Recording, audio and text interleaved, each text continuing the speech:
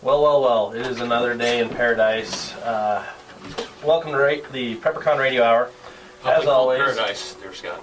It's awfully cold in paradise. You know, it's been freezing for what? Going on 7 days? We've had average temperatures below freezing. Yeah, it's that hard winter we've been expecting for about 3 years is now. There's one particular sink I have to keep running when it gets down to single digits. Seriously? Yeah. Oh, that's not fun. Yeah, behind the garage, no basement underneath it, extra cold out there. Only one vent, kind of far away, so in order to keep the pipes from freezing up, we gotta keep the water running a little bit or stick a heater in there or something. Oh, man. Well, my two favorite inventions, really, in the history of the world, everyone's going to argue... Fire in the wheel. Central heating and central air. Running water. I love those things. We got a fun day for you guys today. So as always, this is PrepperCon Radio. We're on AM 630. That's K-Talk Radio. We're actually just about to relaunch and rebrand ourselves. K-Talk.com right now, but just keep your eyes and ears open. That's going to be changing in the next few weeks. I won't give you any spoilers. We'll wait. I won't tell you anything about Star Wars either. No spoilers there. But I guess part of it was Joe Carey, who came on yesterday. His first show was yesterday, right? Yeah, he had an awesome show. They're actually, if you're listening to the top of the hour, they were talking about the case where the kid broke his parole and then fled to Mexico. His affluenza defense. Yeah, his affluenza defense. They actually were talking about that last night. It was really awesome. Joe's a lawyer by trade, by background, by career. So he has the right insight to be able to comment and give a good commentary on this. But the callers were great. He did a great job. So shout out to him. He did awesome. He'll be going full time on his show starting next week, every day, Monday through Friday, and I believe he's 4 to 6. Yeah. So cool. That'll be fun to tune in. And for those who don't know who he was and is, he's been huge with Mercury One, The Blaze, for years, helping out over there. It's kind of fun to have him have his own show. Absolutely. Show off his amazing team. I mean, he just brings in a good group. Whatever he does, always turns out awesome. So, good job for him last night. We're excited to have him back, and we'll try to get him on PrepperCon Radio. Absolutely. Yeah, that'd be fun. That would be a lot of fun. Today in studio, we actually have Jeff Kirkham with Readyman. Hey. Once again. He's kind of become our local hero. We get him in every once in a while. He's a regular. And will continue to be if it's up to me. And I'm watching my red spike as I speak loudly here. Yeah, it's good to be here. Thanks for having us out. Anything that we can do with Readyman to help out PrepperCon and Prepared Guy. I mean, we're here, and then and also it's a good excuse to get me out of bed in the morning so that I can get my day up and running. So isn't that what Black Rifle Coffee's for? It is, and it seems like every time that I come here, I've been out of my BRCC, and I end up fervently looking for some place to stop along the way and can't find it, and then show up empty-handed. With this rebranding, we need to, I guess, ask Kristen to get a coffee maker in here, right? Yep. There you go. There you go. So we can represent. Oh man, that's awesome. Well, we're going to talk, right in your wheelhouse today. We're going to talk about cold winter, what happens during the winter, and what you need to be better prepared for it. I mean, winter survival, let's just be honest, it sucks. It does. But to live better than you were living is always good.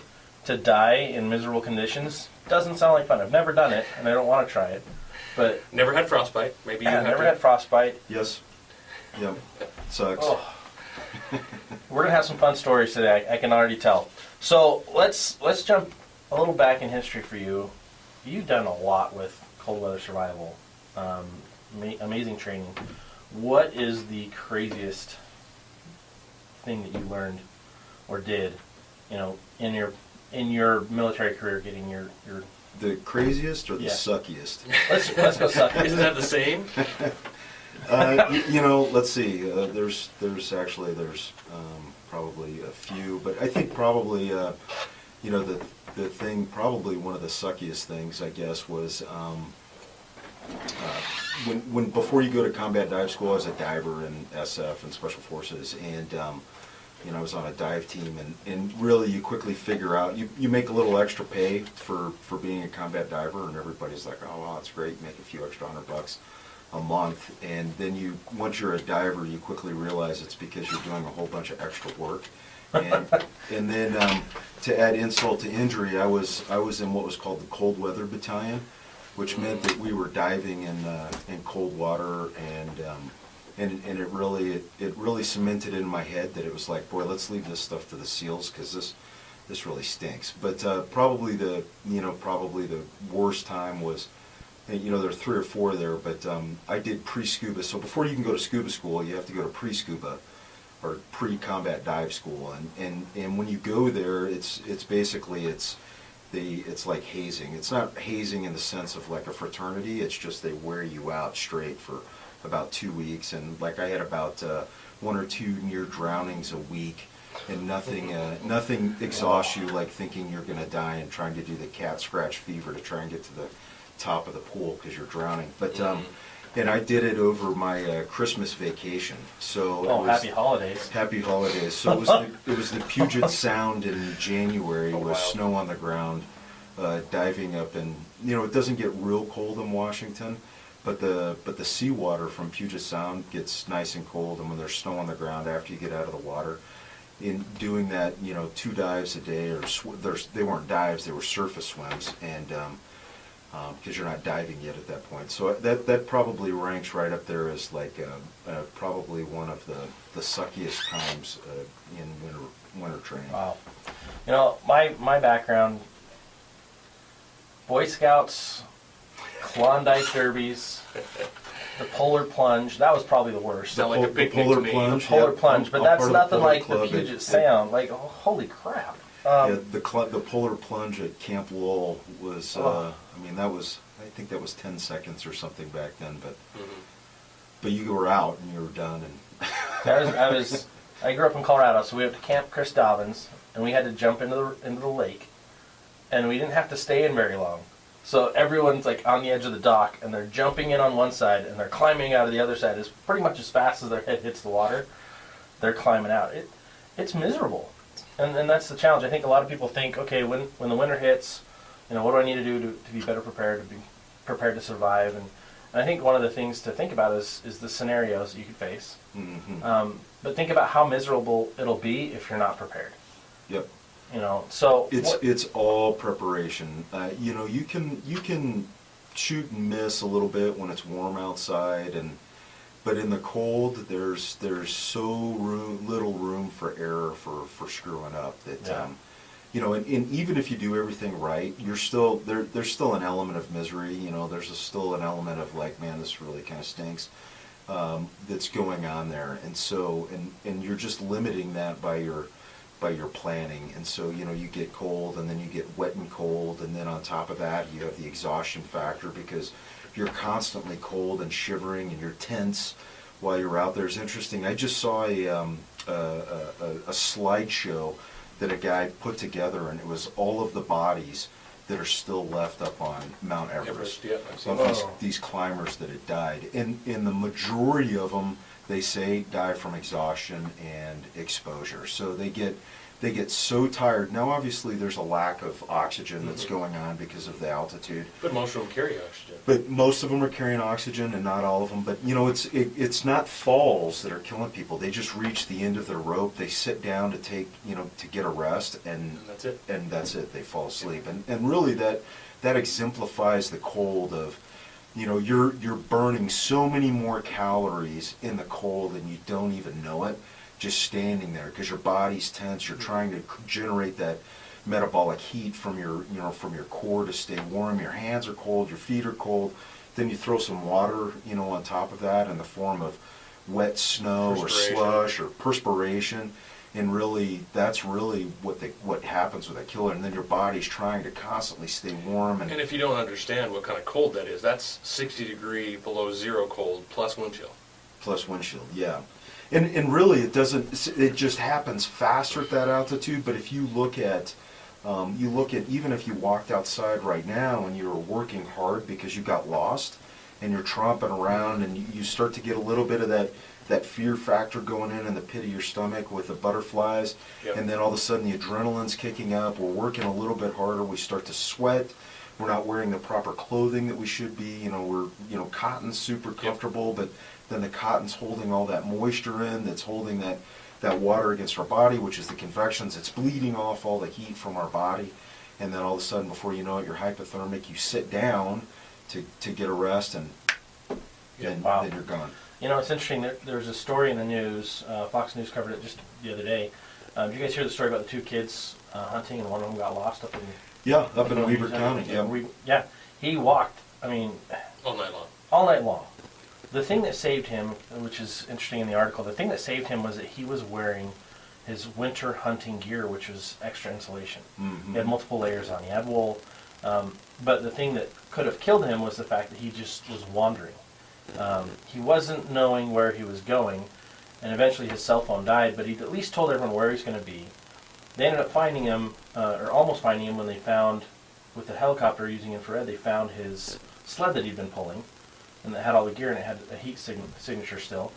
But had he stayed with that, he'd been found that first night. Instead, he was found the following morning when he found a phone line, a hard line, and called in and said, "Hey, somebody come get me." But at that point, he was delirious. And and that's the hallmark of hypothermia. We start to lose our higher thought process. Mm-hmm. About a year ago, with one of our Readyman challenges, we had one of our folks that had was tracking a blood trail on an elk, and we ended up having to go out there and pick him up. We had snowmobiles with us, and at the time when we picked him up, you're talking a guy that'd been trained in the he'd former SEAL, and he'd been trained in winter warfare and whatnot, and it was really interesting and a good reminder to me of when we picked him up. Little slips of the higher thought process were absent, where he's making little simple mistakes. Mm-hmm. Kept losing his gloves. It's interesting, a lot of people that freeze to death, they say they find them and they don't have their gloves on. Coats off, or down to their t-shirt or whatever. And it was interesting to see that, because he had taken his gloves off to do some type of activity with his hands, so he had the dexterity, and then he lost his glove. And then he's looking for his other glove, and then he'd find it, he'd put it on, and then he'd take the other glove off to help put on the other glove, because you were starting to lose the dexterity in our hands, and then he'd lose the other glove. And I sat there and watched him for about 5 minutes lose his gloves about 3 or 4 times, one after the other, until finally it was like, okay, put your gloves on, get on the sled, let's taking go. care of Yeah. You're coming with us. Absolutely. Now, I guess my comment is, if anyone really wants to understand what this type of cold that we're talking about, like on Everest, go and read Jack London's short story, To Build a Fire. It'll only take you a few minutes to read it. It's in the situation. It's in up in the Arctic, up in Alaska, in the Yukon, and he's in 75 degrees below zero. And just read it, and it will shock you and make you want to be prepared for cold weather. I tell you that. Well, the honest truth is, it doesn't take much cold to affect a person. Yep. I watched a show called Alone. It's a game show. It's a survival game show. They drop 10 guys off in the woods, and they put them all in different areas, so they're all completely alone. They're filming their own stuff, but it was showing that it was like 50 degrees, but because of the rain, they're all freezing. Yep. Mm-hmm. And subject to exposure. There's a lot of problems at that point. So, number one, if you're going to be out, have a shelter solution with you. And shelters your clothing as well. Mm-hmm. But it can also be like your car. If you have a car accident, you're on the side of the road, if you're safe to be where you are, stay where you are. Stay in the car, especially in inclement weather, because you're going to die faster for being out and being exposed than you are sitting in your car. 3 hours. Yeah. Explain that rule real quick. The rule of threes for survival: 3 hours being out of exposure, 3 days without water, 3 weeks without food, 3 minutes without air. Yeah. So we're running into a hard break right now. We had a caller that called in. We hope you call back. Let's pick you up as soon as we get back from the commercial break. Thanks for listening to K-Talk. That's AM 630 Radio, k-talk.com. All right, welcome back. We appreciate you being here with us. You are listening to the PrepperCon Radio Show on K-Talk. You can follow us on Facebook, K-Talk Radio. You can follow us on Twitter. at KTKK, and you can follow us on Instagram at KTalkUtah. So we got a caller, Rob. Let's bring him on the line. Hey, Rob, are you there? Good morning. Good morning. How you doing? I'm doing good. Happy New Year. Hey, Happy New Year. We're just a couple of days away from a whole new, fresh set of 365s. Hard to believe. I thought we weren't going to talk about that, Scott. Well, we're not going to talk about resolutions, but Rob, hey, thanks for calling in. What do we got for us today? Well, you guys are talking about being out in the elements and stuff, and I do a lot of hunting, and I find myself out there sometimes. And a real helpful hint here. For protein, I've been finding out that it's really easy to pack along with you too. Is whiting the fish canned in oil. Say that you're coming through a little quiet. You said packing protein? Yeah, protein for you, to get you out of those, when your body gets depleted of energy, Okay. Can you hear me clearly? Yeah, I can hear you now. You got a little quiet there. So you're packing your protein. Did you say fish? Yeah, whiting in the can, canned whiting. Oh yeah, whiting. Yeah, there you go. Whiting tuna, whiting salmon. Nothing like kippered snacks when you're out. It doesn't matter if it's cold or if it's hot. Kippered snacks just seem to be delicious after a long day of moving around, and it's also nice too because my wife won't let me eat them at home. And I'm just saying, you can really feel, you can feel the energy. Even being out when you're out in the field, and they're easy to carry because they're small, and they pack a nice punch to get you, the rest of the way out of there.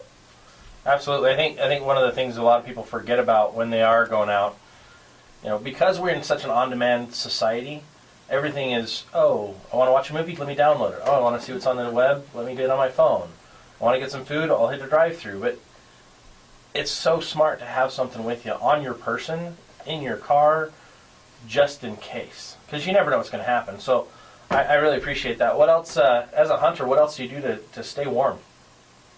I like wool myself. Wool clothing is like, it's like no other. Compared to any of the other fabrics that are out there on the market, the cold just doesn't penetrate it. You can go out there in single digits or 0 degrees, and you've got a big heavy wool coat on. That cold's just not getting to you. Yeah, that's a great point, and I would love to talk more about fabrics and layering. Very important in the winters is layering and having the right fabrics, like Jeff said. One more thing, I never heard you guys mention, something that I just came to my mind here about a month ago. If you got a bug out bag or a backpacking bag, you know how important it is to be able to get food in case something does happen to you and you're stuck out there. I've been finding, you ever see those rat traps? They're not the mice traps, but the big ones. Yeah. They're about 6 inches long by about 3 inches wide. Very scary. Okay, yeah, I know what you're talking about. Have one of them in your backpack. But catch yourself a rodent and Catch some squirrels and rabbits to eat. Or not rabbits. I'm jumping up a size there. Rats. Well, you might catch a squirrel, a small red squirrel. That's and true. After that, leave one of those out overnight, and you never know what he's going to get. If you're starving, a bird, even. get yourself some protein. That's a great Yeah, idea. anything you can get to keep that At blood pumping. At PrepperCon, I met a guy. He was he'll have to forgive me. He'll probably go, "Hey, that was me that gave you that advice." But I met this guy at PrepperCon who taught survival classes, and I mentioned to him, I was like, "Hey, what's the one thing that?" Or I asked him, I said, "Hey, what's the one thing that you take out with you that you recommend?" And he said, "Peanut butter." I was like, "Peanut butter, really? Why?" And he's Maybe like, that was "Well, Dan. it's great caloric value, and the other thing is just exactly what you're talking about. You can attract and trap anything in the forest with a little bit of peanut butter." So I caught a mouse this morning on peanut butter. One more quick idea. You get a broadhead, an arrow broadhead. And if you take that broadhead and you stick it in a little piece of wood so it's stable, and then you rub chicken or beef bouillon cube on the blade, what happens is the animals come at night to lick the salt. Wow. And they cut their tongue, and it does sometimes make them bleed to death. You get the right cut on it. It's interesting. All of the tracks blood. Anyway, take it easy, guys. Happy New Year. Hey, Happy New Year. Thanks for calling in. That's awesome. I think it would take quite a while, depending on the animal and the severity of the cut on the tongue, but it would be a good opportunity to practice your tracking skills too. Yes. That's So true. I'm pretty sure that anything that cuts its tongue right there is not going to hang out and keep eating bouillon. But I think those are some great tips. Layering is so very important, especially in winter. I mean, I see a lot of friends, especially in the industry that I'm in real estate. They'll have one big coat, Yep. and then they take off the coat and it's a t-shirt. Yep. And I'm like, where's your layers? What are you going to do as the weather changes? And they're like, oh, I'm fine. I've got this big warm coat. Well, then they start sweating. And then they can't get warm again because they just have that one layer and it's not wicking away the water. It's cotton They're wearing layer. cotton. So you guys are more We had a experts. system in the Army. It was called the spear system. Maybe I'm dating myself to some of you guys that are in the mill still, but the spear system was set up where, like, your first layer was a thin layer. It was like silk. Right. It wasn't like actual silk, but it was silk. Very thin. And then you had another layer of a really thin fleece, and then you had another layer, and so it was this whole layering system that they put together all the way out to what we called the bear suit, where it was real thick polypropylene. And this system, if you had the whole thing on with the Gore-Tex, you kind of look like that kid in the Christmas story. Ralphie's little brother. Exactly. But you could literally jump in a snowdrift and go to sleep, and you were Cover fine yourself up with snow and you're good. And you were good to go. So, but I mean, that's probably the nth degree of layering that you can do. But it certainly works that once you get up and you start working, you shed some of those outer layers. The idea being, don't start. Only work to the point that you start to sweat, then shed a layer so you can cool off. You don't want to have to deal with that wet afterwards, because that'll start the convection and Exactly. bleeding away your heat. That's the key to the layering system is be able to shed a layer. So in the outdoor community, compared to military, of course you call it base layer, mid layer, maybe mid layer 1 or 2, and then your outer shell, your outer layer, which is waterproof, windproof, Gore-Tex. I prefer Gore-Tex, I know you do too. So your first layer, I prefer a nice thin, like a polypropylene, or a Patagonia Capoline, or North Face Thermax. There's a lot of different brands out there. I say even just go with the least expensive polypropylene. It'll wick properly. It'll help keep you dry. And I can personally attest to how miserable you are when you're wet, when you sweat, you get up to altitude when the wind's blowing, it's cold. It is brutal. You need to have on that wicking layer. And then have 2 mid layers. One that you can shed, like you say, when you're hiking, you get a little too hot, you shed that layer, put your shell back on, and you keep going. But you can regulate your temperature that way, so that you're not sweating. If you sweat on Everest, you're dead. Yeah. Yeah.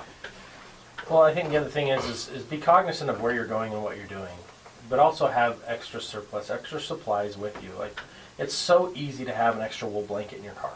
Mm-hmm. Your car, truck, throw an extra blanket in there. Throw those cheap Mylar blankets in there because that'll reflect your heat back. What I like to do is wrap up in wool and then throw the Mylar blanket around it.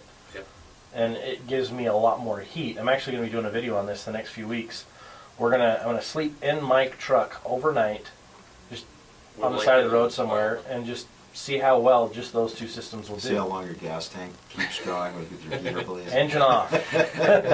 Good point. Engine will be off. So I'll tell you another thing too that's kind of overlooked is those hand warmers that you can get at Costco. I'll tell you what, I've experimented a lot with those hand warmers, putting them next to the artery or the pulse points in your hands and in your feet, and it is a tremendous, for the size that they are, for the weight that they are, they're very small, they're very compact, they don't weigh hardly anything, but the heat that they can provide, I mean, it's not going to be like a bonfire that you're going to be able to dance around in your swimsuit. But keeping your hands and feet, there's, really the indicator of when you're starting to go down is when your hands and feet start getting cold, because you're not able to Absolutely. regulate your temperature. And being able to, and it's also one of those things that hampers your ability to walk, hampers your ability to do work, because your hands are starting to turn into clubs, you're losing that dexterity. And keeping those little hand warmers, I'll tell you, just shoving those into the bottom of your gloves or your socks, next to where the arteries are running into those, it's a tremendous thing, and really it doesn't cost you very much. It's easy to throw those things in your car and forget about them until you need them. well, the nice thing is they're good for about 3 years, right? Yeah, they So last you throw it in your forever. car, forget about it, check on your car. I rotate my stuff depending. I rotate most of my stuff every 6 months. My bug out bags, right? I also check my car, rotate anything in there that I need to. First aid kit stuff, some of that expires, but it's good to double check those. But man, those things come in so handy. I've got a pack in my car now, and I use the foot ones because I can throw it in the front of my shoe, and it is rounded on one end. Oh yeah. But then cool. it works great because I can get it strapped into my sleeve, so it's right on my wrist or right in the palm, and it's not so big and bulky that it takes up too much room. And those are great resources, and a lot of people kind of forget that unless they're avid skiers and snowboarders. I mean, riding the lifts, you get freezing, if you're not prepared. But I see all these little snowboarders and skiers, and they've all got a pocket full of those ready to go. And they've already got ones in their gloves. I mean, it's just a smart way. I was out in Virginia several years back, and I was teaching a firearms class, and it was raining and sleeting, so it was just a miserable day. And it was one of these, this is, Jeff's higher thought process of, hey, I'm going to put on next to nothing for the elements and see if these hand warp, because I was working on experimenting with keeping the hands warm and the feet warm, which is some cutting edge research that's going on as far as your body's ability to moderate its temperature through your hands and your feet. So I was like, okay, I'm going to try this out. And so I stood out in the sleet and the rain running a range with Chuck Taylors on and a light jacket. And basically I just ran, those things next to those heaters next to the pulse points. And I was actually, I wasn't cozy warm, but I wasn't absolutely miserable either. And I was really impressed. I was like, well, there really is something to this. Now I'm not recommending that somebody go out into the woods and Chuck Taylors and a t-shirt and think that they can keep their hands and feet warm and not die, but it certainly adds to your tool chest of things that you can do. Absolutely. I think survivability, making it a little less painful, making it a little more comfortable is always the key.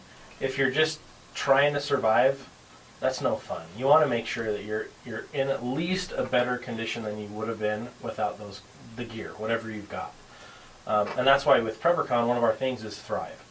You want as quality a life as possible, and that's why we are huge proponents of being prepared, helping the neighborhood, helping the community be prepared, helping people think, okay, I'm going on a long road trip, what are some things that I should put in my car? I'm going on a trip to the store, what should be in my car always? How can I be ready? How can I be ready? That's Mr. Readyman. It's just taking a few extra minutes out of your week to improve whatever situation you may come across. And that's something that a lot of people just forget. I mean, we've got a guest coming on in the next few weeks.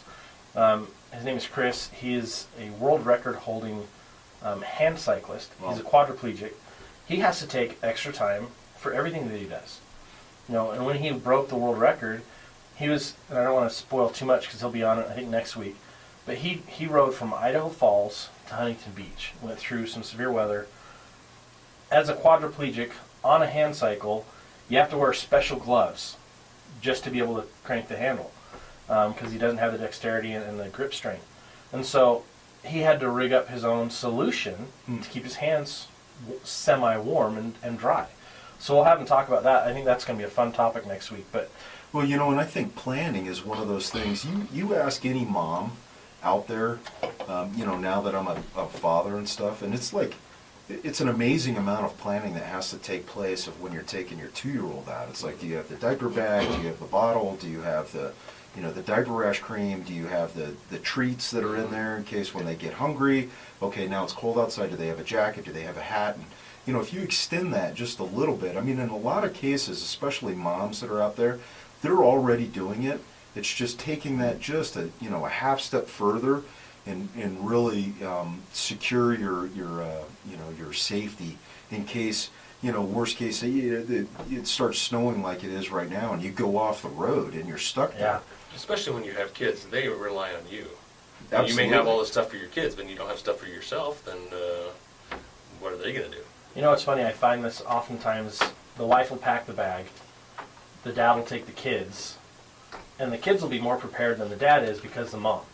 Yes. Right? And I'm guilty of that. My wife would pack the bags. We used to have a couple foster girls, and they were always better prepared. And I'm a prepper. I should have been better prepared. But no matter how well prepared I am, I've got my 96-hour kit. There's at least 6 days worth of stuff in those bags. Like, it's amazing what a mom can shove in a bag for a kid. You know, and it's just taking that a little extra time to be cognizant of where you're going, what you're doing, how long you'll be gone, and what you could encounter on the way. And so, with that point, let's get some callers coming in. What are things that you're doing for your winter preparedness? Maybe some tips, some tricks that you've incorporated in your stuff. The number to call in, it's 801-254-5855. This is AM 630 K-Talk Radio. Let's get some callers in here. Tell us, what are some tricks you do? You know, one of my buddies, it's funny, we just took a call from a guy named Rob. One of my other buddies, his name is Bob, so I'm going to try to not confuse it. He's a big hunter, and he's always telling me I have to have nylons with me. Mm-hmm. And I'm like, my legs are fine, I don't need to look pretty, I'm wearing jeans. But the reality is those hold a lot of heat. Mm-hmm. That's an old skier trick. Yeah. Yep.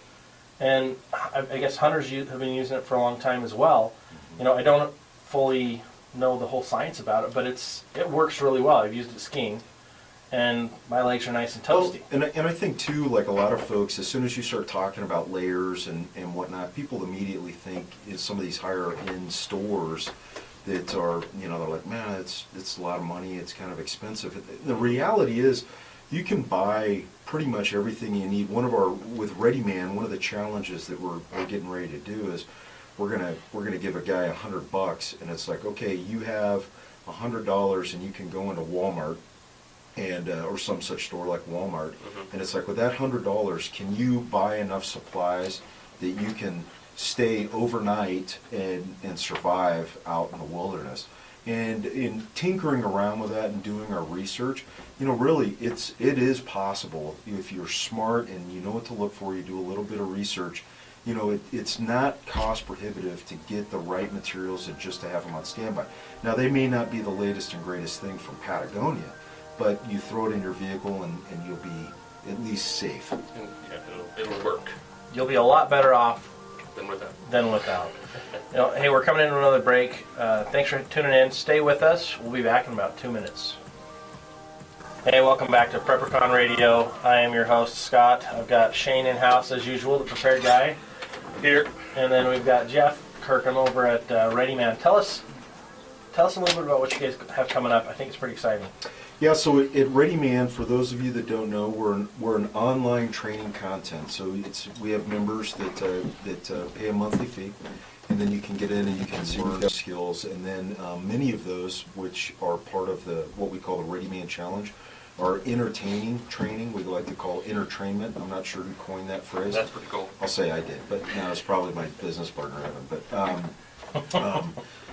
he's a little bit better at stuff like that. But and so the Readyman Challenge is essentially reality series meets training, and it's pretty cool stuff, and it's entertaining. So you're entertained while you're watching it. Not all the videos are that. We've got a bunch of the instructional stuff that's on there as well. And then along with the Readyman membership, about every month we run what's called live trainings, where people come in and we go over skills. So February 6th and 7th, we have what we call the Home Defense and Tactics that's coming up. We'll be teaching that here in Salt Lake.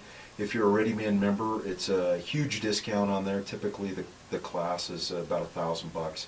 And then if you're a Readyman member, you get a screaming deal where you can come in and attend the training, and you'll get to listen to my wonderful voice while during the training. I'm the trainer.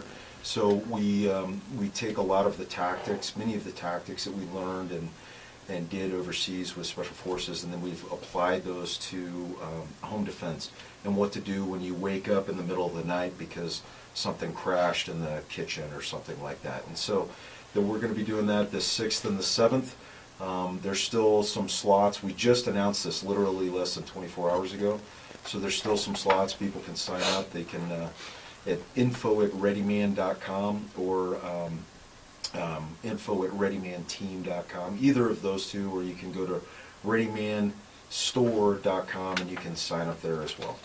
Do you guys ever do any active shooter trainings? Like, you know, one of the big concerns now, I mean, everyone saw what happened in San Bernardino, but do you guys ever do any corporate trainings like that? Or We do. We're gearing up for those corporate trainings now. We've done a couple already. and with great success. And actually, some of the folks that have already signed up for this home defense and tactics are some of our folks that were from the corporate trainings as well.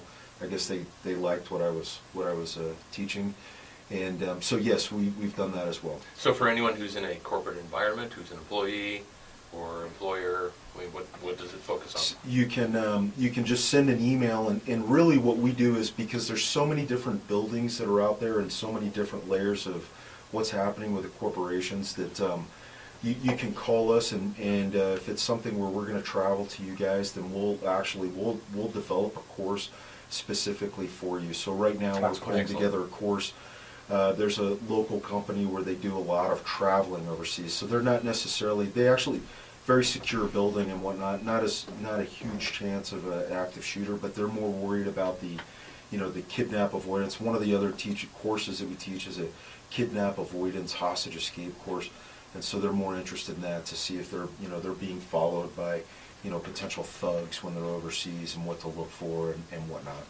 Now, do I have to have any advanced training, or can I be a straight-up beginner coming to any of your courses? No, the majority of these classes that we put together, unless we announce it as an advanced class with prerequisites, but the vast majority of them are designed for, you can show up and literally not know anything, Awesome. and you'll leave with skills all the way up to, we've had some quite advanced folks that have shown up to the classes, and they're either re-going over skills that may have gotten a little bit rusty, but in many cases they were seeing stuff that they didn't know, because I think that our information is probably more current and up to date than many, I won't say all, that are out there, but many that are out there, just simply because having done this for so many years, essentially for about a decade overseas, and teaching it, so doing it and then advising and teaching it overseas to local indige, you see all the mistakes, and you quickly see what works and what doesn't work, and so it's really helped us thin slice it down to, hey, these are the bare bones fundamentals that you need to know, and Nice. then you can go from advanced from there. Awesome. Well, thank you very much. I'm excited to hear more about that. And we're going to have you on again, over and over again. For those listening in, this is Jeff. He's with Readyman, Readyman.com or ReadymanTeam.com, right?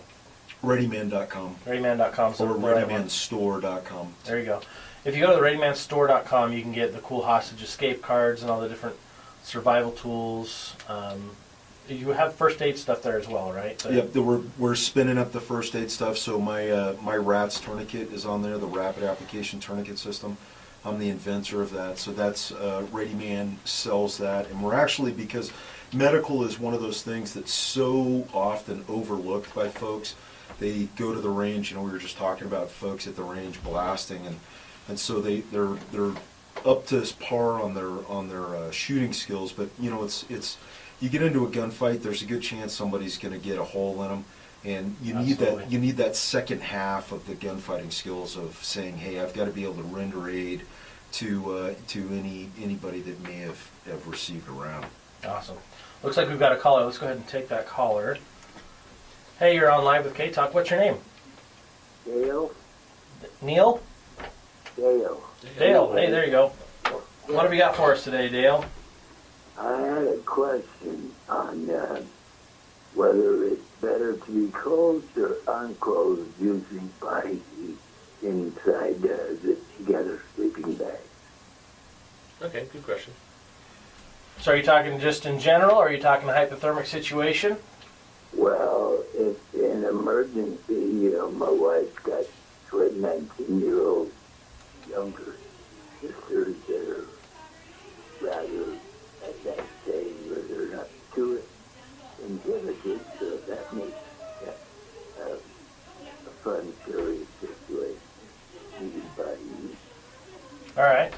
So the old school way was, hey, you get into a sleeping bag and both of you strip down your skivvies and get into the sleeping bag, because skin on skin contact is obviously, you're going to transfer that thermal energy or that heat faster to the other person.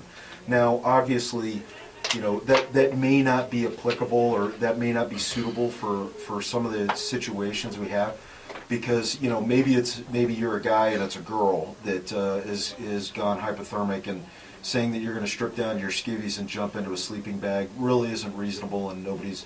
And so, but one of those things that you can do is you can bare some of the skin and get as much skin-on-skin contact as you can within reason. And that's where one of those things that you want to do is you go based off of feeling. So remember, the layers that you have on are keeping you warm because it's keeping the cold out and the heat in. So simply opening up your jacket and then bringing somebody into your jacket to help warm them up is definitely something that will work really well. We all do that all the time with our kids. We go out and we're taking them out to the car, and we're like, hey, I don't want my little boy to get cold, so I open up my jacket and I wrap him inside my jacket. So what I'm doing is I'm essentially adding another layer of my insulation so that I can use my body heat to keep them warm. So yes, the skin on skin is fantastic, but however we have to live in a society of, hey, let's be reasonable, and so it's, hey, open up that jacket and wrap that person in the jacket. So now you're not losing the heat that you've built up inside that jacket already as well from your own body temperature. Yeah, and absolutely. At what stage do you actually grab somebody and put them in a sleeping bag? To get warm and warmed up, so, and that's with the clothing in between the hardest one. The main thing is if they're wet, get them off. Well, yeah, absolutely. You've got to be cognizant of the situation. Thanks for your call. We definitely have to be smart about the situation. If someone's wet and they're freezing, Absolutely, get them stripped and get them into something dry. Got to get those wet clothes off. And Absolutely. get them protected. We got another caller. Hopefully it's on the same topic. Hey, thanks for calling K-Talk. What's your name? Frank? I can barely hear you. Zane. There we go, Zane. We got you now. Hey, Zane, what's your comment? Well, the gentleman has talked about how it's not prudent to sit down and save a woman's life. I mean, is that gentleman serious about that? I mean, is politically correctness even slipping into our medical, the ability to save someone's life today? I took offense to that, basically, is what I'm trying to say. That it's not prudent to save a woman's life because you can consider some kind of pervert because you're doing something that would literally save her life. I don't understand. I just hoping that maybe you can clarify. Sure, I can clarify that. What I'm saying is, based off of the old school thing was, hey, strip them down and get into a sleeping bag with them. And I guess, and you bring up a great point, and so let me clarify myself. I mean, how many of us are walking around with sleeping bags? So that's not really, so saying that as a catch-all isn't necessarily the answer. What I'm saying is, hey, let's open up our jackets. They have now, outside of them being wet, if they're soaking wet, we've now entered a different game where you've got to get those wet clothes off of that person. But well, I understand that, but you said it wasn't prudent to strip down your skivvies to hop into a sleeping bag with a woman. And I'm wondering why, if you think, if saving a woman's life is perverted in any way. Oh no, let me switch on that. I think it wasn't that it was a woman. It was just it's not always prudent to jump in a sleeping bag with someone else. Purely for the fact that it's a very litigious society that we live in. More importantly, though, we do need to take that effort to help save somebody, no matter what. I don't care who they are, where they're from. Always take that time. To not help somebody, right? Well, you always help somebody. The rule is always help. Whatever you can do to help. But against the law not to help. Right. The rule is help. It's don't go to the nth degree immediately. Is essentially Right. It may not be absolutely necessary to strip down to almost naked. Whereas if you have a thin layer of polypropylene on, you have your base layer on. It's not necessary to take that off. You're just still going to transfer a lot of heat. I think that's all that Jeff's saying. Yeah, just be aware of the situation. Don't go to the extreme if you don't need to. Go to the point of rescue and take care of that person. I think you're right on in saying that. Yeah, Jeff's comments were definitely not geared to block anybody out or not, or to say it's not okay to take care of We're somebody. not trying to be politically correct. Yeah, we don't care about political correctness here. We care about making sure you're doing the right thing for other people and making sure you're doing the right thing for yourself. We are out of time. Thanks for listening in. Thanks for those calls. Hey guys, make sure you're prepared. Make sure you've got your gear and you've got a plan. Thanks, Jeff, for coming again. Hey, thanks for having me.